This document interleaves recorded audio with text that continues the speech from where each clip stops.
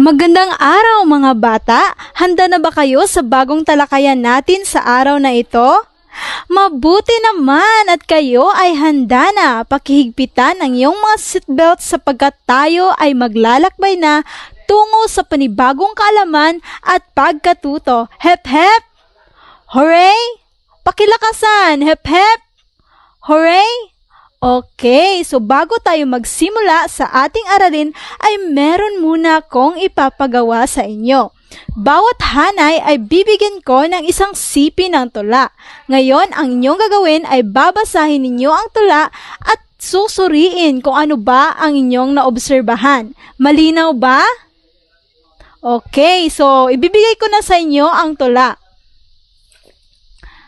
Para sa unang hanay, para sa pangalawang hanay, para sa pangatlong hanay, at para naman sa pang-apat na hanay. So, gawin nyo lamang ito sa loob ng 3 minuto. Malinaw ba? Okay. Okay, time's up. Pakidikit na ng yung mga tula dito sa pisara. Okay, maraming salamat. So, ngayon, base sa inyong nabasang tula, ano kaya sa tingin ninyo ang tatalakayin natin ngayong araw? Okay, wag sumagot ng sabay-sabay. Itaas lamang ang kamay sa sino mang gustong magbahagi ng sagot. Yes, Binibining Bayukot. Tungkol sa mga uri ng tula. Magandang sagot. Ano pa kaya? Yes, Binibining Garan. Tungkol sa mga uri ng panitikan. Pwede rin. Ano pa kaya? Yes, Binibining Teves. Okay, magaling Binibining Teves. Tama ang iyong hula. Ang tatalakayin natin ngayong araw ay napapatungkol sa tekstong pampanitikan sa panahon ng Hapon. Ngayon naman, basahin natin ng sabay-sabay ang ating kasanayang pampagkatuto. Nasusuri ang mga detalye ng tekstong pampanitikan sa panahon ng Hapon para sa kritikal na pag-unawa. Ngayon, may tanong ako sa inyo. Ano ang tawag sa anyong pampanitikan na umusbong at naging tanyag sa panahon ng Hapon? Tama, ito ay tinatawag na tula. Ngayon, ano nga ba ang tula? Ano ang sumasagi sa isip nyo kapag nakarinig kayo ng tula? Magaling, ito ay may sukat at tugma. Ano pa? Ito ay may talinghaga. Ano pa? Ito ay gumagamit ng malikhaing salita, okay? Maraming salamat. So, kapag sinabi nating tula, ito ay isang anyo ng panitikan at sining na nagpapahayag ng damdamin, kaisipan at karanasan sa pamamagitan ng masining at matilinghagang paggamit ng wika. Binubuo ito ng mga saknong at taludtod at kadalasang may sukat at tugma, bagamat mayroon ding malayang taludturan. So, sa panahon ng Hapon, naging mahalagang bahagi ang tula sa pagpapahayag ng damdamin at pagkamakabayan ng mga Pilipino. Sa panahong ito rin, umusbong ang mga anyo ng tula tulad ng tanka, haiku at tanaga. At ngayon naman ay ating balikan ang mga halimbawang tula na inyong idinikit sa pisara. Para sa unang hanay, ano ang inyong napansin sa inyong sinuwang tula? Magaling! Para sa pangalawang hanay, ano naman ang inyong napansin sa inyong sinuwang tula? Magaling! At sa pangatlong hanay, ano ang inyong napansin sa inyong sinuwang tula? Mahusay! At para sa panghuli, ano naman ang inyong napansin sa inyong sinuwang tula? Mahusay! Tunay na inyong naintindihan ang mga tulang inyong sinuri. Ang mga tulang ito ay ang halimbawa ng alinang tula sa panahon ng Hapon. Ito ay ang tanaga, haiku, at tanka. Ang tanaga ay binubuo ng 4 na taludturan kung saan ito ay may 17 panting bawat taludtod. At ang haiku naman ay binubuo ng 3 taludturan kung saan ito ay binubuo ng 5, 7, at 5 pantig bawat taludturan. Para naman sa tangka, ito naman ay binubuo ng 5 taludturan kung saan ito ay may 5, 7, 5, 7, at 7 pantig bawat taludturan. Ngayon, alam naman natin na ang tula ay may iba't ibang elemento, kung saan nakapaloob nito ang persona, ang sukat ng tula, talinhaga, at estilo, kung saan ang persona ay tumutukoy sa boses ng tula o sa nagsasalita sa tula. Ito ba ay ang bata, boses ng isang bata, o boses ng isang sundalo, o ng kalikasan? At ang sukat at ugma naman ay tumutukoy sa bilat ng pantig bawat taludtod at ang tugmaan o ang magkakaparehong tunog sa hulihan ng linya ng bawat taludtod. Ang talinhaga ay tumutukoy sa mga malalim na salita o matatagilhagang salita na ginagamit ng isang makata sa kanyang ginawang tula. At ang estelo ay ang estelo o paraan ng makata sa pagsulat ng isang tula. Maaaring ito ay tradisyonal, sukat at tugma, at maaaring ding ito ay may malayang taludturan. At alam naman natin na ang bawat tula ay mayroong detalye. Ito ay kinapapalawa ng paksa, nilalaman, at kaisipan ay moral. Ang paksa ay tinutukoy sa kung ano ang kaisipan ng isang tula o kung ano ang pinatutukuyan ng tula. Maaaring ito ay kalikasan o pangyayari. At sa nilalaman naman, ito naman ay tumutukoy sa kung ano ang nakapaloob sa isang tula o kung ano ang mga pangyayari sa bawat taludtod. At para sa panghuli, ito ay ang kaisipan o moral. Ito naman ay tumutukoy sa aral, mensahe ng makata na nais ipahayag sa mga mambabasa.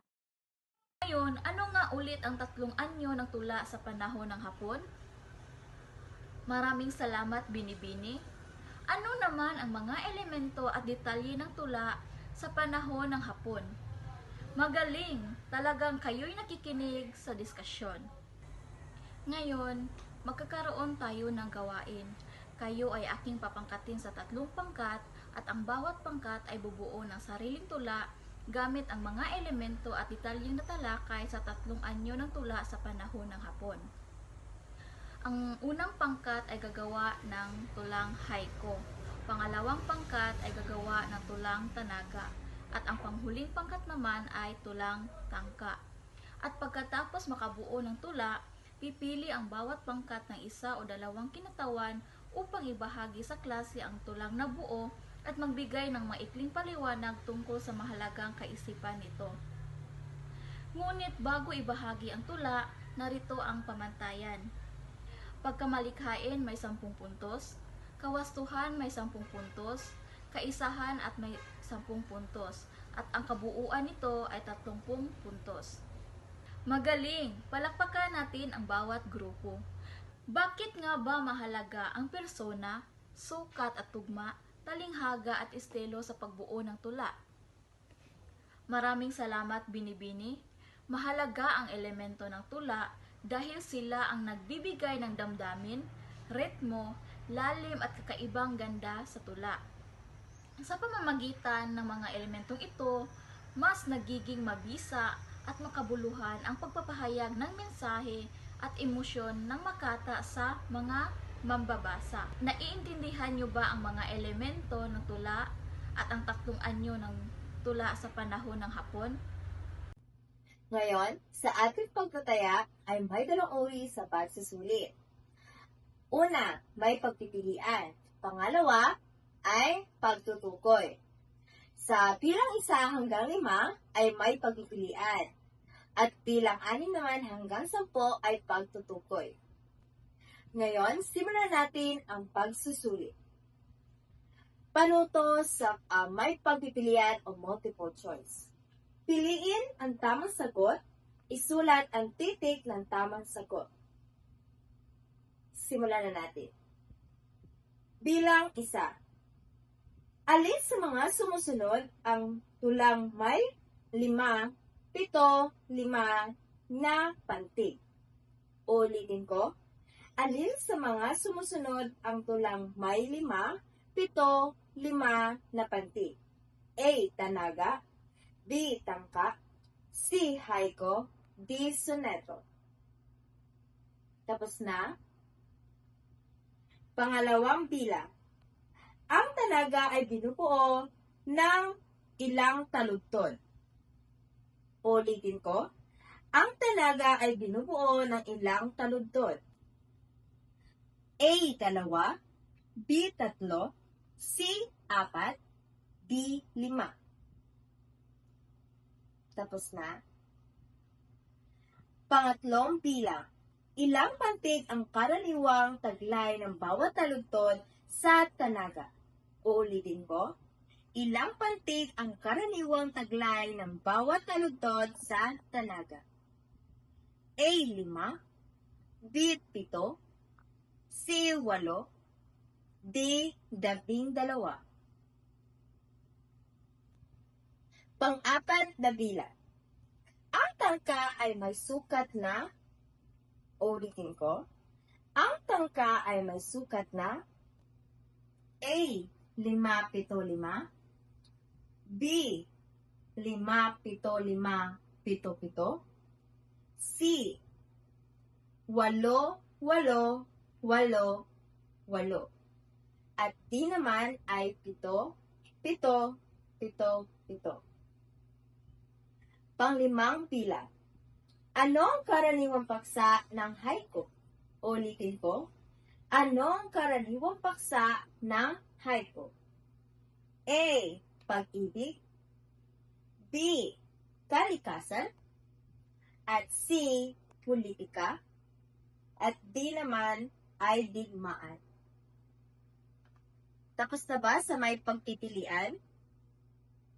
Kung gayon, dadako na tayo sa pagtutukoy o identification.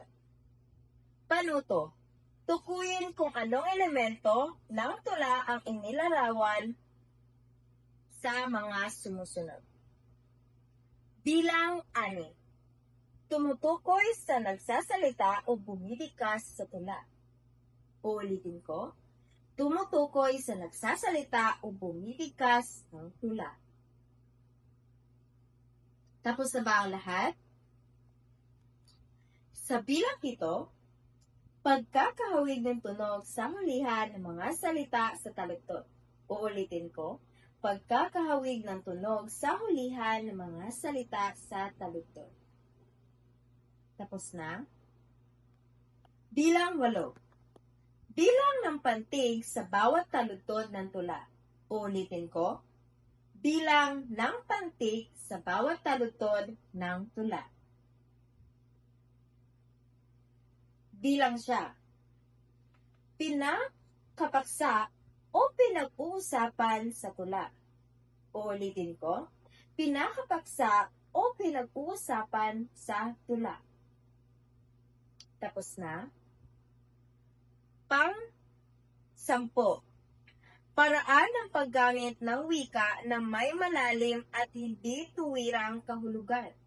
Uulitin ko, paraan ng paggamit ng wika na may malalim o hindi tuwirang kahulugan. Tapos na ba ang lahat? Kung gayon, magwawasto na tayo sa sinagot niyo. Magaling! Kayong lahat ay nakapasa sa pagsusulit. Kung ngayon, bigyan ng very good applause ang bawat sarili. Alam niyo ba kung anong very good applause? Ang very good applause ay ganito lang. 1, 2, 3. 1, 2, 3. Very good, very good, very good. Tumayo lahat. Okay, 1, 2, 3, go. 1, 2, 3. 1, 2, 3. Very good, very good, very good. Magaling! Ngayon, dadako na tayo sa takdang aralin. Ngayon, Sa takdang aralin nyo ay kailangan nyo magsaliksik at magsagawa ng pagsusuri o critical analysis sa isang tula mula sa panahon ng Hapon na hindi natalakay sa klase. Isulat ang sagot sa kwaderno gamit ang sumusunod na format. Una, pamagat ng may akda. Pangalawa, anyo ng tula. Ito ay ang haiku, tanaga, at tangka. Pangatlo ay pagsusuri sa elemento. Una ay persona. Sino ang nagsasalita? At pangalawa naman sa elemento, sukat at tugma. Ibigay ang bilang ng pantig. At pangtatlo naman ay kaisipan o moral. Ano nga ba ang mahalagang aral o kaisipan na nakapaloob sa tula na maaring mong iugnay sa iyong sariling karanasan? At yun lamang po. Maraming salamat.